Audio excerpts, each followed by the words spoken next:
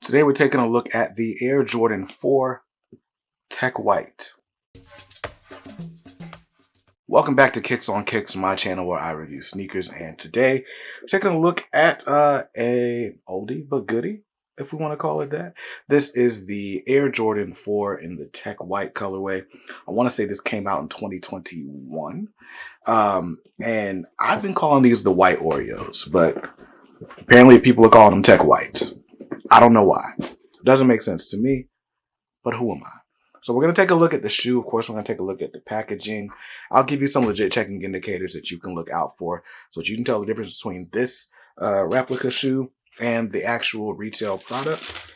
And then we'll get on out of here. So let's go ahead and start this off the way I always do, from the bottom up, looking at the outsole. So this is a standard Air Jordan 4 outsole. You see it's a mostly white outsole. You do have a nice hit of tech gray up near the toe on these little traction stars right here. Other than that, different herringbone patterns, and then we got this nice little midfoot area with a bright red Jumpman jumping out at you.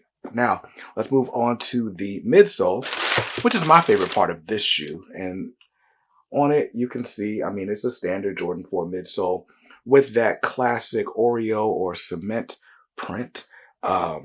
Yeah.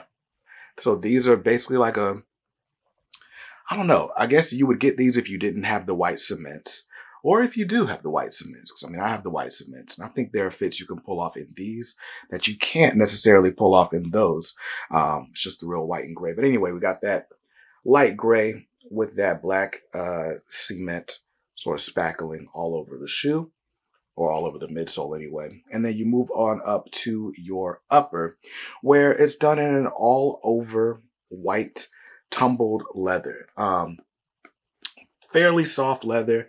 And take out this bit of paper here, and there you go. So I've actually tried these on. They feel a little bit softer and a little bit more comfortable than most Jordan 4s that I've worn, but it's kind of hit and miss. Some of the Jordan 4s fit great to me, and others just don't feel good at all. But anyway, all over white leather. You can pay special attention to the white mesh panels on your tongue, on your this mid panel on your medial side, as well as the lateral side. And then of course, we got more hits of that cement on the lace eyelets there and there. And then just for a little pop of color on your tongue, you see that super heavy tumble on the leather, but we've got a nice varsity red Jumpman. Like I said, it's a very welcome pop of color on what's otherwise a pretty basic shoe. Taking it around to your heel, we've got a standard Jumpman on the back, which looks pretty good. It's kind of sewn into the back, which is a departure from most Jordan 4s. You'll also notice that this back tab is actually made of leather, not plastic. So very nice, very soft. Hopefully this feels a little bit better on your Achilles, right? But anyway, on your sock liner, you got like a sort of satin microfiber type material. Feels really good. And then your upside down Air Jordan in varsity red. And that's pretty much the shoe. Let's take a look at the packaging.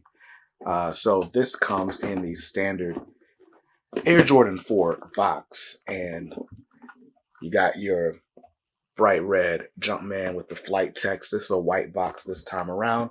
And of course, on the bottom, we got that cement or spackled print that we've come to enjoy and know over the years. It's been the same Jordan 4 box forever. They just switched up the colors a little bit. And on your tech specs here, we've got Air Jordan 4 Retro, white, fire red, tech gray, and black. Did you see any black on this shoe? Me either. But that's that, and that's actually what the color code is listed as on the shoe. Now, what else we like to do around here? I like to do legit checking indicators, so you can tell the difference between this replica product and the actual retail product that you'd see in stores. And for this one, I did the black light test. Nothing came through on the black light test. But there are a couple of things where, like on this mid panel, you see how this is kind of like got like a sharp sort of edge to it that goes up to a point.